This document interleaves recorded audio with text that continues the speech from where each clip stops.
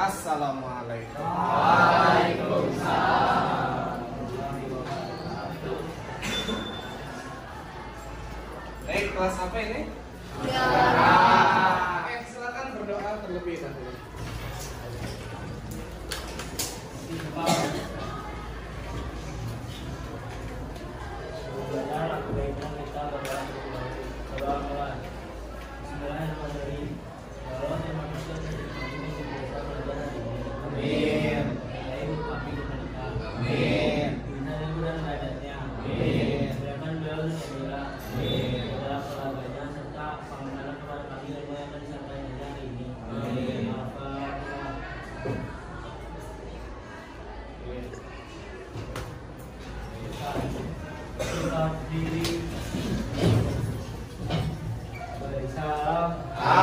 Assalamualaikum warahmatullahi wabarakatuh. Waalaikumsalam warahmatullahi wabarakatuh. Silakan duduk. Baik anak-anak, sebelum Bapak mulai pembelajaran hari ini, Kak Papa akan melakukan terlebih dahulu. Agnia Maulida Husna.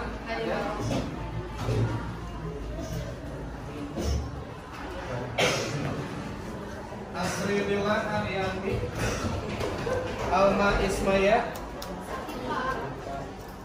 Annisa Rizky Ramadanti, Arifal Sanjaya, Haji Skandari, Bilkis Khadijah Wahab, Darren Raihan, Dafa Rizky, Fahmi, Fioral Aurala, Hanif Bilal, Ilsa Sufia, Indira, Kundari, Muhammad Rizky Syahputra, Muhammad Al-Ghifari, Muhammad Arfi Putra, Muhammad Ibnu.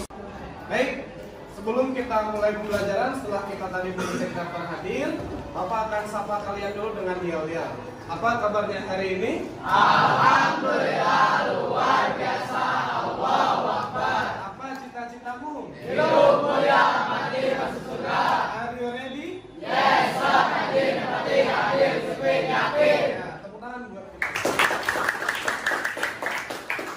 Baik, kali ini anak-anak kita akan melanjutkan pembelajaran kita di kelas ini tentang Al-Quran dan Sunnah sebagai pedoman gitu ya. Setelah kemarin kita belajar membaca, kemudian kemarin kita sudah menghafal Quran surat An-Nisa ayat 59 dan 64.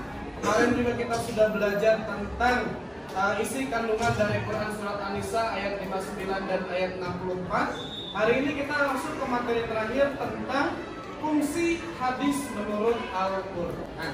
Baik, sebelum itu Bapak akan bahas yang pertama. Nah, Ananda tahu ini apa? iPhone. Ini merek apa? Ya. Ini kan mungkin jebakan umur ya, zaman Bapak dulu masih kecil HP-nya seperti ini gitu ya. Kalian pasti punya HP kan? Ya. Oke, ketika pertama kali beli HP isinya apa ini? Bukan di dalam dusnya, buku panduan, headset, apa lagi? Earphone, kotak sama kartu garansi. Nah, ini HP ya, ada buku panduan. Ketika membeli HP pasti ada buku panduan. Pertanyaannya, itu buku panduan dibaca nggak sih oleh kalian? Kenapa? Karena sudah paham. Padahal buku panduan itu tujuannya apa sih? Ya, untuk memandu agar kita bisa menggunakannya sebaik mungkin. Nah, ini HP yang hanya berbentuk barang, apalagi manusia. Allah ketika melahirkan dari seorang ibu, gitu ya. Ketika kita dilahirkan dari seorang ibu, itu tidak dibiarkan hidup tanpa panduan. Allah kasih panduannya, yaitu Al-Quran dan Sunnah. Al-Quran adalah kalam Allah yang diturunkan kepada Nabi Muhammad. Kalau As-Sunnah itu adalah contoh yang diberikan oleh Nabi Muhammad SAW. Makanya setiap anak yang lahir, setiap manusia itu pasti ada buku panduannya. Biar apa? Biar selamat dunia. Baik. Nah, yang hari ini akan kita pelajari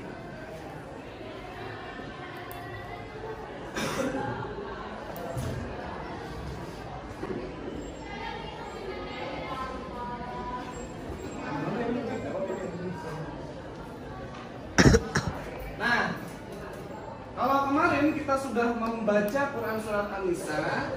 Kemudian kemarin juga kita sudah menghafal Quran surat An-Nisa dan An-Nahl ayat 64. Kemarin juga kita sudah mencari isi kandungannya. Hari ini kita akan belajar membuat infografis tentang definisi hadis dan fungsinya terhadap Al-Quran. Jadi ini adalah pertemuan terakhir tentang Al-Quran dan Sunnah sebagai pedoman. Bisa dipahami ya? Oke, sebelum itu Bapak akan jelaskan.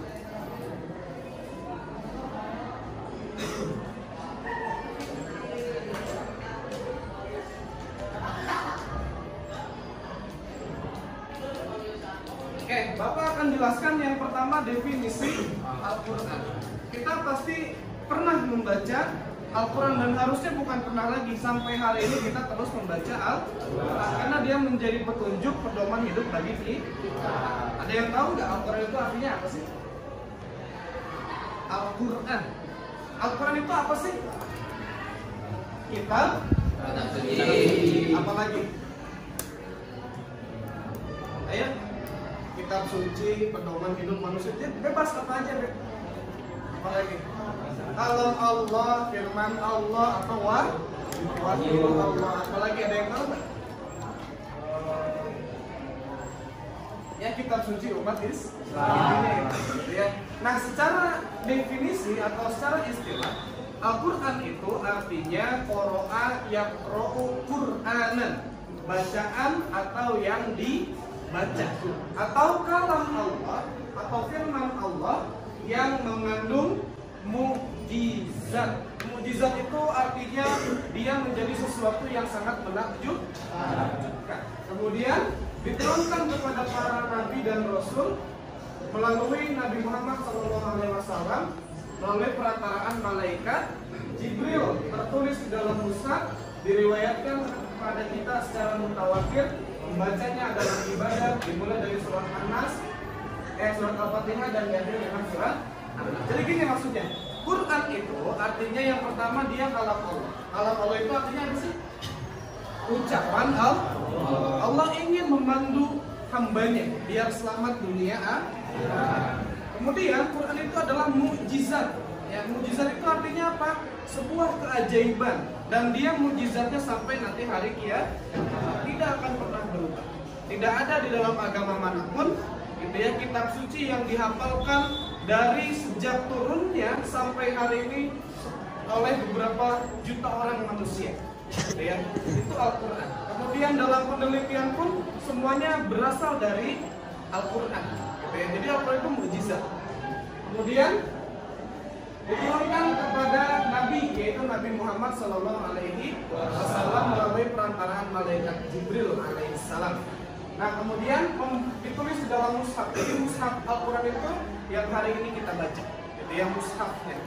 Kemudian diriwayatkan kepada kita secara mutawatir. Mutawatir itu artinya semua orang tahu, tidak mungkin berbohong, dia tidak mungkin dimanipulasi. Membacanya adalah ibadah. Kita kalau baca Al-Quran ibadah nggak? Ya, jadi kalau baca Al-Quran satu huruf, Allah balas dengan 10 kebaikan. Dan dimulai dari surat Al-Fatihah, diakhiri dengan surat.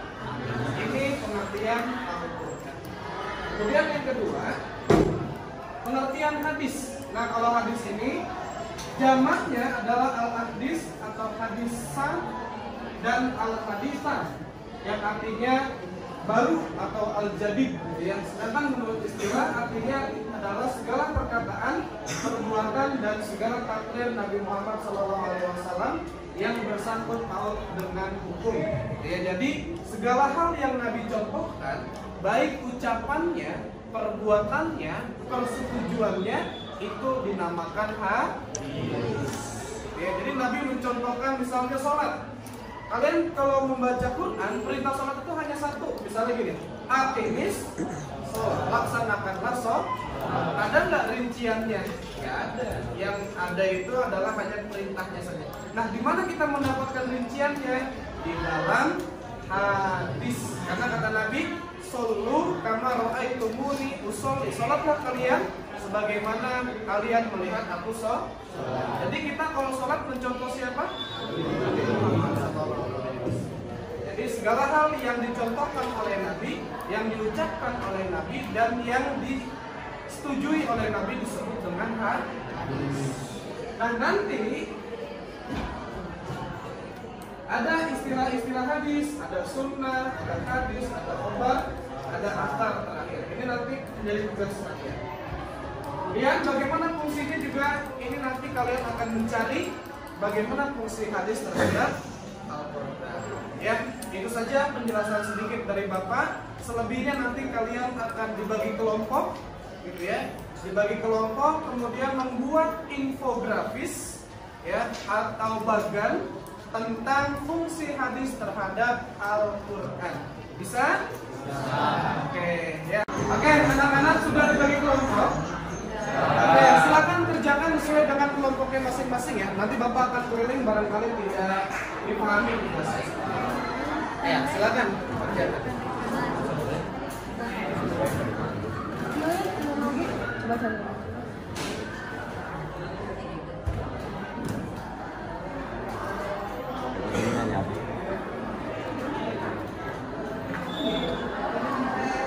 Anggota kelompoknya nanti ditulis kalau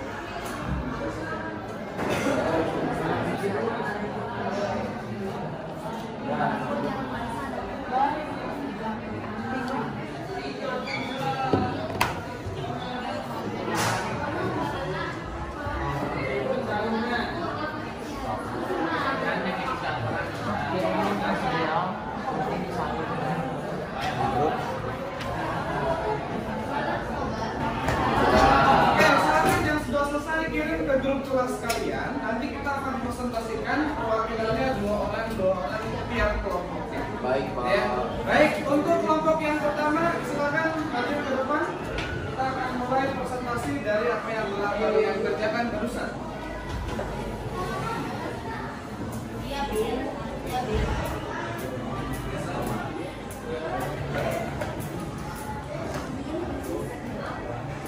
Assalamualaikum warahmatullahi wabarakatuh.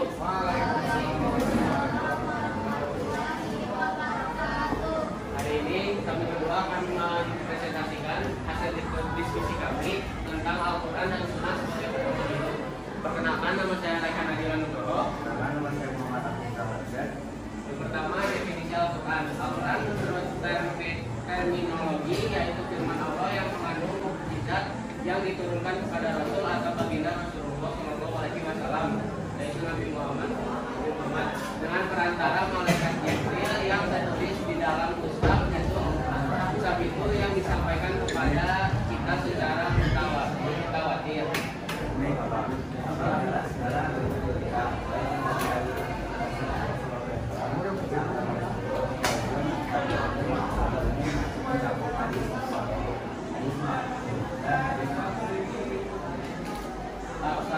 Asal berarti bekas atau sisa sesuatu, nukilan atau yang dinukilkan.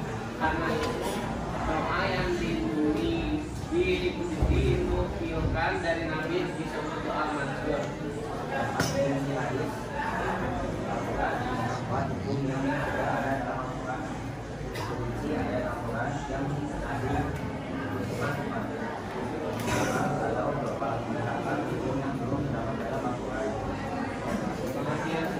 Sunnah adalah jenis perbuatan yang dianjurkan untuk mengerjakannya, namun tidak termasuk dalam kategori yang fardu atau wajib. Atau menurut versi lain, sunnah adalah suatu perbuatan yang dikerjakan dengan pahala dan ditinggal tidak ditinggal.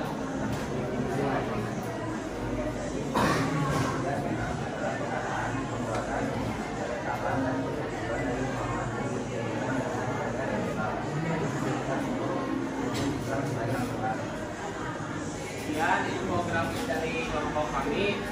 Mohon maaf ya ada salah kata. Wassalamualaikum warahmatullahi wabarakatuh. Waalaikumsalam. Oke, silakan kelompok berikutnya untuk mempresentasikan infografisnya. Silakan.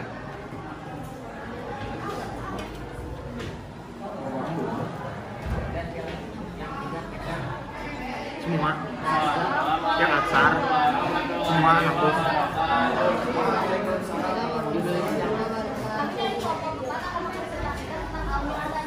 Cara presentasinya apa itu? Yang lain Cara presentasi pertama. Dan definisi Al-Quran. Kalau Allah terhadap Al-Quran yang diturunkan pada para nabi dan rasul melalui malaikat Jibril. Al-Quran dimulai dari surat Al-Fatihah dan diakhiri dengan surat An-Nas. Pengertian sunnah. Menurut mereka, sunnah adalah jenis perbuatan yang dianjurkan untuk mengerjakannya, namun tidak termasuk ke dalam kategori yang fardu atau wajib. Atau menurut versi lain, sunnah adalah suatu perbuatan yang dilakukan dapat pahala dan ditinggal tidak bisa. Sabar adalah segala bentuk cinta, baik yang datang dari Rasulullah SAW, sahabat Rasulullah SAW maupun Nabi. Hadis disebut juga sunnah adalah perkataan, perbuatan, ketetapan, tujuan dari Muhammad yang dijadikan alasan syariat Islam. Asal, bekas atau sisa sesuatu, nukilan atau yang dinukilkan karena itu doa yang dinukilkan dari Nabi disebut doa mansur. Bayan tasdik, memberikan kepastian hukum bisa mensilakan di dalam Al-Quran. 2. Bayan at-tasrif, pertama memperkuat apa yang telah diterangkan dalam Al-Quran. 3. Bayan tafsir, memberikan perincian dan penafsiran terhadap ayat-ayat yang mutlak dan memberikan tafsir. Bayan al-nasyar, membatalkan ketentuan terdahulu sebab ketentuan yang baru dianggap lebih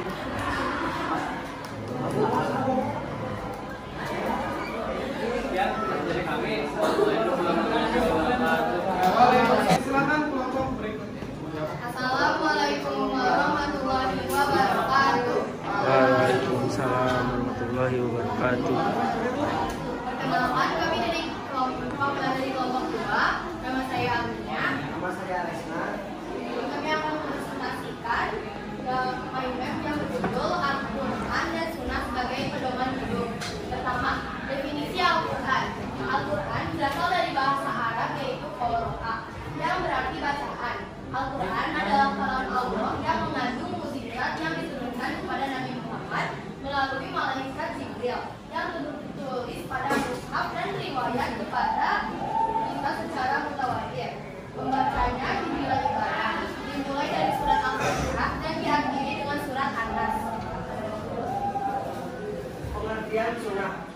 Menurut ialah segala sesuatu yang ditunjukkan dari Nabi Muhammad SAW, baik berupa perkataan, perbuatan, maupun berupa tafsir, pengajaran, sifat, kelakuan, perjalanan hidup baik yang demikian itu sebelum Nabi SAW maupun istilahnya. 3.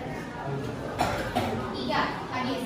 Hadis disebut juga sunnah adalah perkataan, perbuatan, ketetapan, dan persetujuan dari Nabi Muhammad yang menjadikan landasan syariat Islam.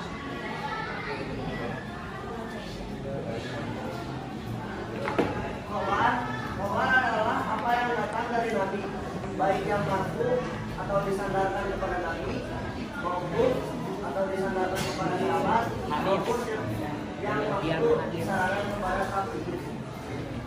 5. Asar. Asar berarti bekas atau sisa sesuatu, nukilan atau yang dinukilkan. 6. Hadis. Bayan al-takdir adalah menetapkan dan memperkuat apa yang telah dijelaskan dalam Al-Quran. Bayan al-takdir adalah penjelasan terhadap ayat-ayat yang memerlukan penjelasan lebih lanjut.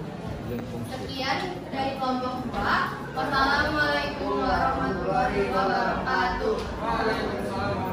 Ya, tepuk tangan buat kelompok 2. Oke, kelompok terakhir silakan maju ke depan. Aku nggak. Bilang saya dengar versi Nabi. Silakan.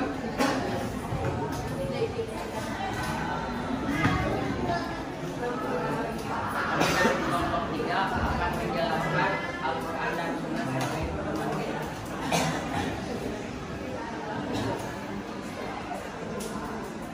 Definisi Al-Quran. Pengertian Al-Quran menurut istilah adalah kalung Allah atau firman Allah Subhanahu wa taala yang diturunkan kepada Nabi Muhammad SAW dengan perantara malaikat Jibril yang tertulis dalam surat yang sampai kepada kita dengan jalan mutawatir dan membacanya menjadi ibadah.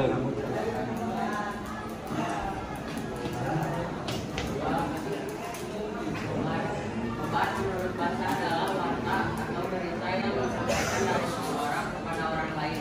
Sedangkan menurut istilah, obat adalah segala bentuk berita baik yang datang dari Rasulullah SAW, sahabat Rasulullah maupun tabi'in.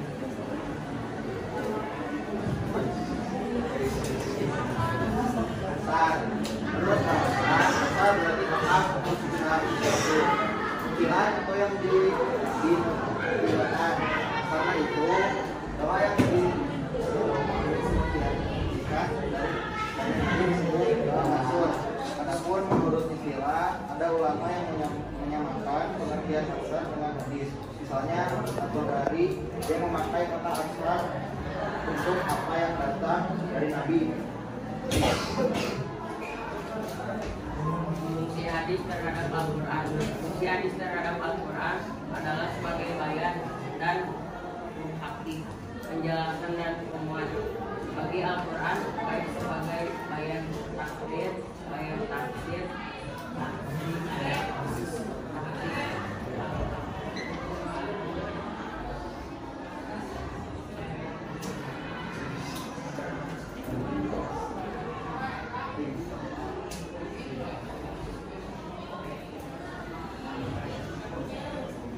pengertian sunnah.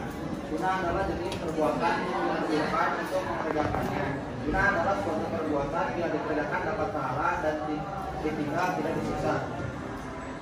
Hadis disebut juga sunnah adalah perkataan, perbuatan, ketetapan dan persetujuan dari Muhammad yang dijadikan landasan syariat Islam. Hadis dijadikan sumber untuk Islam, baik Al-Quran.